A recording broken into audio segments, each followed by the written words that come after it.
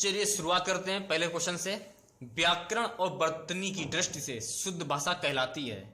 Option है आपके साहित्यिक भाषा, प्रांजल भाषा, मानक भाषा या व्याकरणिक भाषा। बताइए आंसर क्या होगा इसका आंसर। तो व्याकरण और वर्तनी की दृष्टि से शुद्ध भाषा मानक भाषा कहलाती है। आंसर हो जाएगा आपका सी। चलिए नेक्स्ट क्वेश्चन की ओर बढ़ते हैं। जब एक वर्ण दो बार मिलता है तो उसे कहते हैं संयुक्त व्यंजन, स्पर्श व्यंजन, द्वित्व व्यंजन, उष्ण व्यंजन। बताइए कमेंट करके आंसर क्या होगा। तो उसको बोलते हैं द्वित्व व्यंजन। नेक्स्ट है, उच्चारण के आधार पर वर्ण के कितने भेद हैं? 8, 4, 6, 2। तो दोस्तों उच्चारण के आधार पर वर्णों की जो भेद जो होते हैं वो 2 होते हैं। आंसर हो जाएगा आपका डी। चलिए नेक्स्ट क्वेश्चन की ओर बढ़ते हैं। अपने चारों ओर चक्कर काटना के लिए उचित विकल्प चुनिए। चक्करहारी, परिभ्रमण, शिलिष्ट, शिरोधार्य। तो बताइए कमेंट करके आंसर क्या होगा इसका। तो आंसर हो जाएगा परिभ्रमण। आंसर हो जाएगा बी आपका। नेक्स्ट क्वेश्चन की ओर बढ़ते हैं। जीवन के किसी भी क्षेत्र में का विशेष महत्व है? अनुशासन, अनुशासन, अनुशासन या अनुशासन। आंसर क्या होगा कमेंट करके बताएं। आशा करते हैं आप लोगों ने इसका आंसर क्लियर कर लिया होगा। आंसर हो जाएगा आपका ए, अनुशासन। चलिए 6वां क्वेश्चन देखते हैं। जिसमें जानने की इच्छा हो के लिए उचित विकल्प चुनिए। इच्छुक, जिज्ञासु, अभिलाषी, ज्ञानोमुख। तो कमेंट करके बताइए आंसर क्या होगा इसका। तो जिसमें जानने की इच्छा हो उसके लिए जो विकल्प होगा वो होगा जिज्ञासु, यानी आंसर हो जाएगा बी आपका। नेक्स्ट क्वेश्चन की ओर बढ़ते हैं। जिसे बुलाया ना गया हो वाक्यांश के लिए प्रयुक्त वाला शब्द होगा। ऑप्शन है आपके अतिथि, अभ्यागत, अनाहुत, रिश्तेदार। बताइए कमेंट करके आंसर क्या होगा। तो जिसे बुलाया गया ना हो उसे वाक्यांश के लिए शब्द होगा अनाहुत। आंसर हो जाएगा आपका सी। चलिए नेक्स्ट क्वेश्चन की ओर बढ़ते हैं। हिंदी वर्णमाला में डा और ड़ा को कहा जाता है संयुक्त व्यंजन, उत्तिष्ठित व्यंजन, ग्रहिक व्यंजन या फिर इनमें से कोई नहीं। बताइए आंसर क्या होगा। तो हिंदी वर्णमाला में डा और ड़ा को कहा जाता है उत्तिष्ठ व्यंजन। नेक्स्ट क्वेश्चन की ओर बढ़ते हैं। मोक्ष की इच्छा रखने वाला वाक्यांश के उपयुक्त शब्द हैं। मोक्ष की इच्छा रखने वाला वाक्यांश के लिए उपयुक्त शब्द हैं योगी, मुक्तकामी, मुमुक्ष, तपस्वी। तो बताइए आंसर क्या होगा। तो मोक्ष की इच्छा रखने वाला वाक्यांश के लिए उपयुक्त शब्द होगा मुमुक्षु। आंसर हो जाएगा आपका सी। चलिए नेक्स्ट क्वेश्चन की ओर बढ़ते हैं। अंगूठा दिखाना मुहावरे का अर्थ क्या होगा? देने से इनकार करना, अपमान करना, हंसी उड़ाना, धोखा देना। बताइए कमेंट करके आंसर क्या होगा। तो अंगूठा दिखाने का मुहावरा होगा देने से इनकार करना। आंसर हो जाएगा आपका ए। चलिए नेक्स्ट क्वेश्चन की ओर बढ़ते हैं। अगर मगर करना मुहावरे का क्या अर्थ होगा? ऑप्शन है आपके इधर की बात उधर करना, बी कपट करना, सी व्यर्थ समय गंवाना, डी बहाने बनाना। आंसर बताइए कमेंट्स करके आंसर क्या होगा। तो इसका आंसर हो जाएगा बहाने बनाना। आंसर हो जाएगा आपका डी। चलिए घाट घाट का पानी पीने मुहावरे का अर्थ क्या होगा? बताइए कमेंट करके आंसर क्या होगा इसका। मारा मारा फिरना, सिंचा ग्रहण करना, तीर्थ यात्रा करना, अनुभवी होना। तो बताइए कमेंट करके आंसर क्या होगा इसका। तो इसका घाट घाट पीने का पानी मुहावरे का अर्थ होगा अनुभवी होना। चलिए नेक्स्ट क्वेश्चन की ओर बढ़ते हैं। अपनी खिचड़ी अलग पकाना मुहावरा क्या होगा? सबसे अलग रहकर काम करना, स्वार्थी होना, अपना अलग मत रखना, सबसे परे रहना। तो बताइए इसका मुहावरा क्या होगा। तो अपनी खिचड़ी अलग पकाना मुहावरे का अर्थ होगा सबसे अलग रहकर काम करना। आंसर हो जाएगा बी आपका। चलिए नेक्स्ट क्वेश्चन की ओर बढ़ते हैं। आंचल पसारना मुहावरे का अर्थ क्या होगा? भीख मांगना, वरदान मांगना, क्षमा प्रार्थना करना, याचना करना। बताइए कमेंट करके आंसर क्या होगा इसका। तो आंचल पसारना के मुहावरे का अर्थ होगा याचना करना। आंसर हो जाएगा डी आपका। नेक्स्ट क्वेश्चन की ओर बढ़ते हैं। अब तक होना मुहावरा है। ऑप्शन है आपके खाने पीने का संयोग ना होना, मृत्यु को प्राप्त होना, किसी स्थान से संबंध विच्छेद होना, किसी चीज का अंत होना। बताइए आंसर क्या होगा इसका। 15वें क्वेश्चन का आंसर कमेंट करके जरूर बताएं और वीडियो को लाइक भी करें। तो अब तक का होने का मुहावरे का जो अर्थ होगा इसका आंसर हो जाएगा किसी स्थान से संबंध विच्छेद होना, यानी अब तक होने मुहावरे का अर्थ होना होगा किसी स्थान से संबंध विच्छेद होना। चलिए नेक्स्ट क्वेश्चन की ओर बढ़ते हैं। भाषा और साहित्य के व्यवस्थापक के रूप में किसे याद किया जाता है? काफी मोस्ट इंपॉर्टेंट क्वेश्चन है, काफी बार अन्य एग्जामों में पूछा भी जा चुका है। ऑप्शन है आपके रामचंद्र शुक्ल, बालकृष्ण भट्ट, महावीर प्रसाद द्विवेदी, प्रेमचंद। बताइए आंसर क्या होगा इसका? आंसर हो जाएगा रामचंद्र शुक्ल को याद रखा जाता है, सॉरी महावीर प्रसाद द्विवेदी को भाषा और साहित्य के व्यवस्थापक के रूप में महावीर प्रसाद द्विवेदी को याद किया जाता है। चलिए नेक्स्ट क्वेश्चन की ओर बढ़ते हैं। खड़ी बोली की कविता की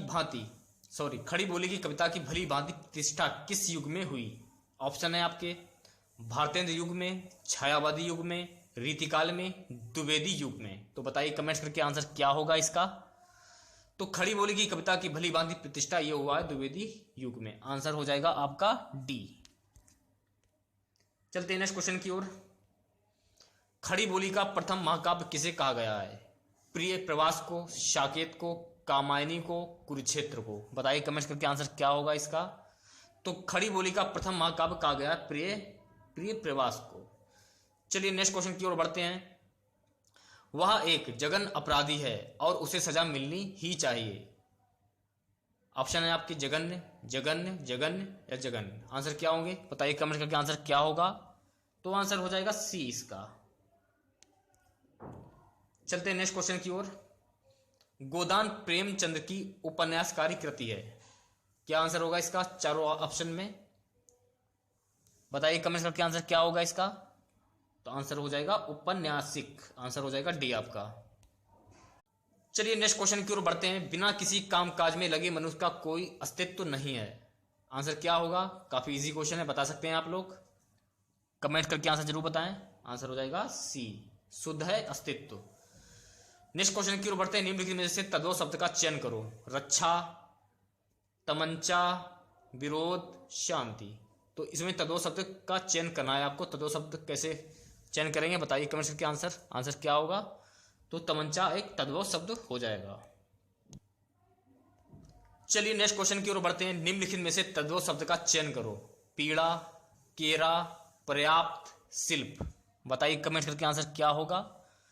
तो तद्भव शब्द हो जाएगा केरा। आंसर हो जाएगा आपका बी। चलिए नेक्स्ट क्वेश्चन की ओर बढ़ते हैं। निम्नलिखित में से तद्भव शब्द का चयन करो। कान, नासिका, परीक्षण, कटक। बताइए कमेंट करके आंसर क्या होगा? तो तद्भव शब्द हो जाएगा आपका इसमें से कान। नेक्स्ट क्वेश्चन की ओर बढ़ते हैं। निम्नलिखित में से असंगत शब्द का चयन कीजिए। लक्ष्य, परिणाम, अंजाम, निर्णय। तो इसमें से असंगत शब्द कौन सा होगा? कमेंट करके बताइए आंसर क्या होगा? तो आंसर हो जाएगा निर्णय। चलिए नेक्स्ट क्वेश्चन की ओर बढ़ते हैं। निम्नलिखित में से असंगत शब्द का चयन कीजिए। नस्तर, तीर, तलवार, सुई। बताइए कमेंट करके आंसर क्या होगा? तो असंगत शब्द होगा सुई। आंसर हो जाएगा डी आपका। चलिए नेक्स्ट क्वेश्चन देखते हैं। निम्नलिखित में से असंगत शब्द का चयन कीजिए। अश्रु, नदी, वृष्टि, लहू। बताइए कमेंट करके आंसर क्या होगा इसका? तो असंगत शब्द जो हो जाएगा वो हो जाएगा लहू। आंसर हो जाएगा डी आपका। चलिए नेक्स्ट क्वेश्चन की ओर बढ़ते हैं। कुंद, इंदु, सेन, देह, उमा, रमन, वरुण, अमन में कौन सा रस अलंकार है? कौन सा अलंकार है? श्लेष है, उपमा है, अनुप्रास है या रूपक है? बताइए कमेंट करके आंसर क्या होगा इसका? तो दोस्तों इसमें उपमा अलंकार हो जाएगा। चलिए नेक्स्ट क्वेश्चन की ओर बढ़ते हैं। नहीं पराग, नहीं मधुर मधु, नहीं विकास इतिकाल, अली कली ही सौ विधो, आगे कौन हवाल। प्रस्तुत पंक्तियों में कौन सा अलंकार है? तो बताइए रूपक है, वियोक्ति है, अन्योक्ति है, अतिशयोक्ति है। बताइए कमेंट्स करके आंसर क्या होगा इसका? तो इसमें अन्योक्ति अलंकार हो जाएगा। आंसर हो जाएगा सी आपका। चलते हैं नेक्स्ट क्वेश्चन की ओर। कबीरा सोई पीर है, जे जान पर पीर, जे पर पी ना जानई, सो काफिर बेपीर। प्रस्तुत पंक्तियों में कौन सा अलंकार है? यमक है, रूपक है, पुनरुक्ति है या श्लेष है? बताइए कमेंट करके आंसर क्या होगा इसका? तो इसमें यमक अलंकार होगा। आंसर हो जाएगा आपका ए। चलिए बढ़ते हैं नेक्स्ट क्वेश्चन की ओर। हरिश्चंद्र में प्रयुक्त संधि का नाम है। स्वर संधि है, व्यंजन संधि है, विसर्ग संधि है, इनमें से कोई नहीं। बताइए कमेंट करके आंसर क्या होगा इसका? तो हरिश्चंद्र में विसर्ग संधि है, आंसर हो जाएगा सी आपका। चलिए नेक्स्ट क्वेश्चन की ओर बढ़ते हैं। उच्चारण में प्रयुक्त संधि का नाम है, व्यंजन संधि है, स्वर संधि है, विसर्ग संधि है, या इनमें से कोई नहीं। कमेंट करके बताइए आंसर क्या होगा इसका। तो उच्चारण में व्यंजन संधि होगा, आंसर हो जाएगा आपका ए। चलते हैं नेक्स्ट क्वेश्चन की ओर। उल्लेख का सही संधि विच्छेद क्या होगा, बताइए कमेंट करके आंसर क्या होगा इसका। 33वें क्वेश्चन का आंसर क्या होगा। काफी इजी क्वेश्चन है, बता सकते हैं आप लोग। तो आंसर हो जाएगा उत्धन लेख, आंसर हो जाएगा बी आपका। चलिए नेक्स्ट क्वेश्चन की ओर बढ़ते हैं। आपाद मस्तक जिसका संग्रह है पाद से मस्तक तक शब्दांश में कौन सा समास है। बहुप्रिय समास है, तत्पुरुष है, अव्ययभाव है, या द्वंद्व समास है। बताइए कमेंट्स करके आंसर क्या होगा इसका। तो आपाद मस्तक जिसका विग्रह पाद मस्तक, इसमें अव्ययभाव समास हो जाएगा, आंसर हो जाएगा आपका सी। चलिए नेक्स्ट क्वेश्चन की ओर बढ़ते हैं। अव्ययभाव समास का एक उदाहरण यथाशक्ति का सही विग्रह क्या होगा। ऑप्शन है आपके जैसा शक्ति, बी है जितनी शक्ति, सी है शक्ति के अनुसार, डी है यथा जो शक्ति। बताइए कमेंट करके आंसर क्या होगा इसका। तो आंसर हो जाएगा शक्ति के अनुसार। चलिए नेक्स्ट क्वेश्चन की ओर बढ़ते हैं। लोक हितकारी शब्दांश जिसका विग्रह है लोक के लिए हितकारी में कौन सा समास है। द्विगु समास है, कर्मधारय समास है, तत्पुरुष समास है, या बहुप्रिय समास है। बताइए कमेंट करके आंसर क्या होगा। तो इसमें तत्पुरुष समास होगा, आंसर हो जाएगा सी आपका। चलिए नेक्स्ट क्वेश्चन की ओर बढ़ते हैं। केदार का पर्यायवाची शब्द क्या होगा। ब्रह्मा, विष्णु, महेश, या इंद्र। बताइए कमेंट करके आंसर क्या होगा इसका। तो केदार का पर्यायवाची शब्द होगा महेश, आंसर हो जाएगा सी आपका। चलिए नेक्स्ट क्वेश्चन की ओर बढ़ते हैं। पिशाच का पर्यायवाची शब्द क्या होगा। भूत, प्रेत, बेताल, राकापति। बताइए कमेंट करके आंसर क्या होगा इसका। तो पिशाच का पर्यायवाची शब्द होगा राकापति। चलते हैं नेक्स्ट क्वेश्चन की ओर। घर का पर्यायवाची शब्द क्या होगा। विहार, इलाह, निकेतन, नग। बताइए कमेंट करके आंसर क्या होगा। तो घर का पर्यायवाची शब्द होगा निकेतन। काफी इजी क्वेश्चन है। इस लाइव टेस्ट का सबसे लास्ट क्वेश्चन है 40वां क्वेश्चन। भवन का पर्यायवाची शब्द क्या होगा। मंदिर, धाम, महल, या घर। तो बताइए कमेंट करके आंसर क्या होगा। तो भवन का पर्यायवाची शब्द होगा घर, आंसर हो जाएगा डी आपका। तो दोस्तों ये था आपका लाइव टेस्ट छठवां, यानी कि प्रैक्टिस सेट नंबर 6 सामान्य हिंदी का। वीडियो कैसा लगा आप लोगों को कमेंट करके जरूर बताएं, और इन सारे क्वेश्चन के आंसर कमेंट बॉक्स में जरूर दें। और ये भी बताना ना भूलें कि इन 40 क्वेश्चन में आपके आंसर कितने राइट हैं और कितने रॉन्ग।